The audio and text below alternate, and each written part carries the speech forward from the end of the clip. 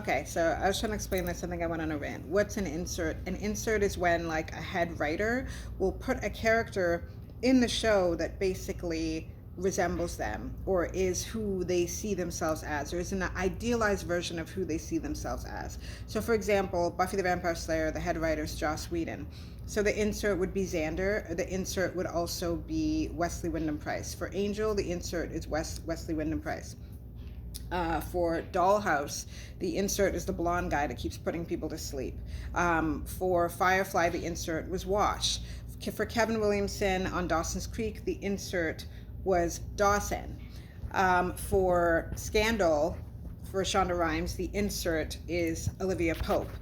For let me think. Olivia Pope, and then I think kind of like a little bit Abby. I think maybe Shonda Rhimes might have seen a little bit of herself in Abby. So I feel like Olivia Pope and Abby a little bit.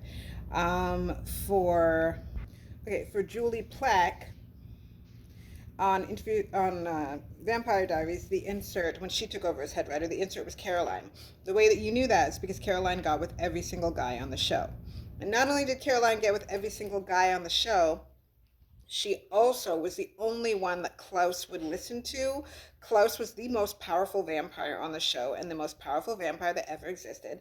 And she was the only one he cared about and would listen to and was gentle with. Even his own siblings, he would kill them frequently and didn't care at all. She was the only one he cared about. And like Julie Plec had a major boner for what's the guy's name? It's guy who played Klaus. Sorry, I can't remember. Joseph something. Joseph. I can't remember.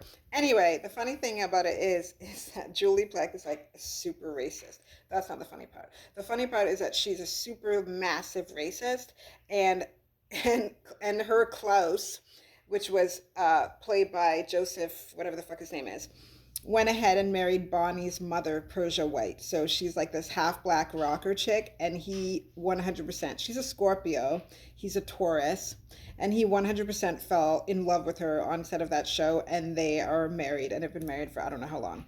So I'm sure that really burned Julie Plex's grits. I'm sure. I think that's hilarious because she's so racist as a writer. Like she wrote the most awful shit for Cat Graham on that show, and she so clearly was like, she actually got mad when Caroline, the actress who plays Caroline, I want to say Candace King or Fisher or something. She changed her name. She got married. Candace, when she got pregnant, Julie Plec treated her almost similarly to how Joss Whedon treated Charisma Carpenter when she got pregnant on the season 4 of Angel. She got all angry at her because she had to rewrite her whole story, and it meant that she actually had to give Kat Graham, who played Bonnie, a storyline.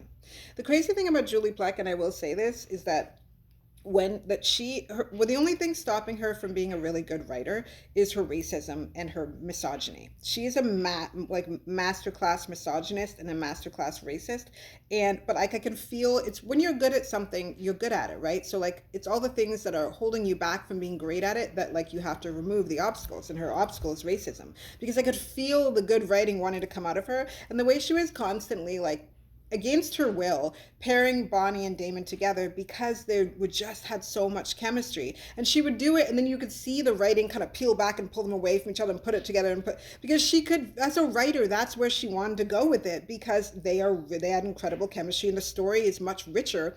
This witch who was empowered by a lineage of witches behind her, and this like vampire who's just like kamikaze and crazy, and for them to have this burgeoning respect for each other and go from enemies to lovers is the ultimate story.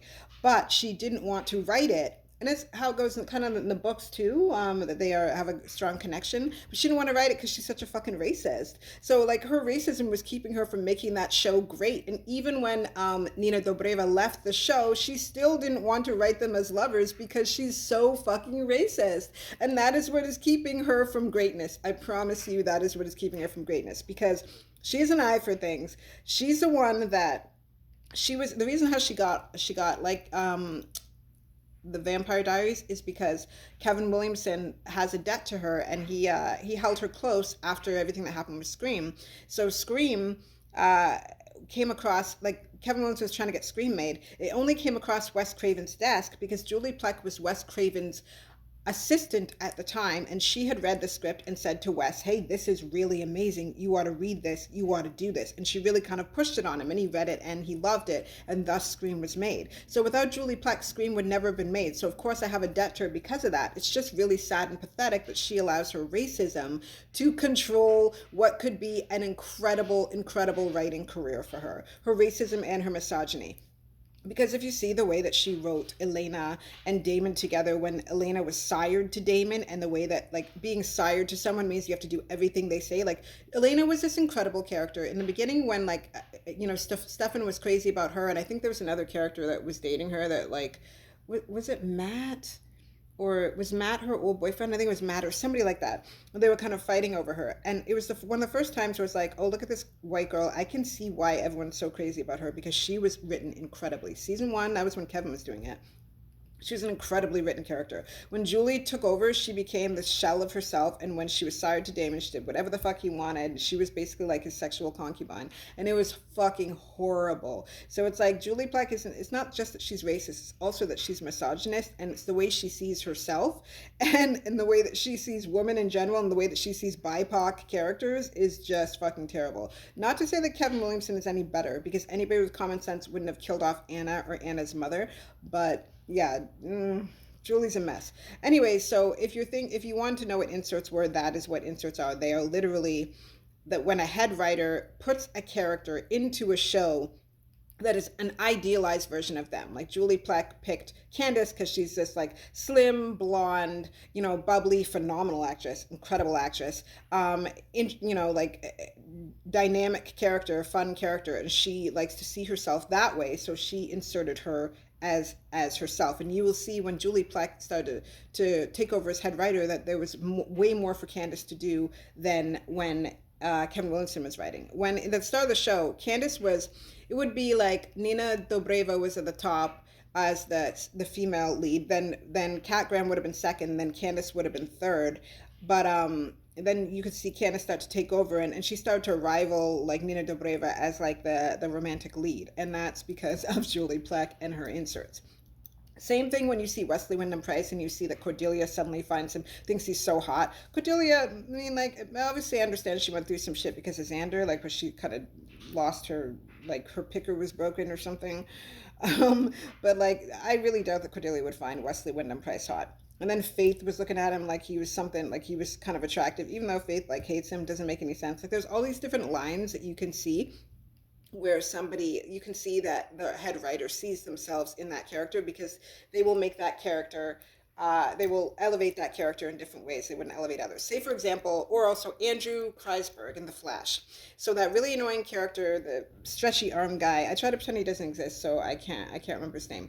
But he ruined a lot of season 4 for me, because the show was it almost turned into all about him, and I was like, I just want to watch The Flash.